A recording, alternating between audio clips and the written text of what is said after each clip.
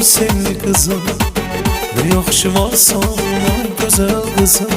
Sen mehriban ananın bebeğisin, sen atan Mahir'in yüreğisin. Mehriban kaynanan seni tebrik edir, Mahir kaynatan da kızım deyir. Doğum günündür ay senin, hayatta olmasın derdin gəmin. Hayatta hoş günler oy senin olsun, Səfdər ay senin xoşbəxt olsun. Doğum günündür ay senin, hayatta olmasın derdin gəmin. Hayatta hoş günler oy senin olsun, Səfdər ay senin xoşbəxt olsun.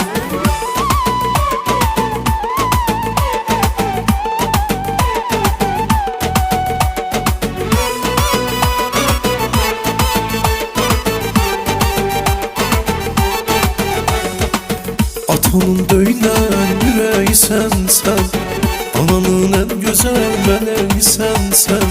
Sen qəhrəman Sübhanın bacısınsan, sen Cəlal qardaşına onun saçırsan. Sen qəhrəman Sübhanın bacısınsan, sen Cəlal qardaşına onun saçırsan. Doğum günündür ay senin, hayatta olmasın derdin gəmin. Hayatta hoş günler oy senin olsun, Səfdər ay senin xoşbəxt olsun. Doğum günündür ay senin, hayatta olmasın derdin gəmin. Hayatta hoş günler oy senin olsun, Səfdər ay senin xoşbəxt olsun.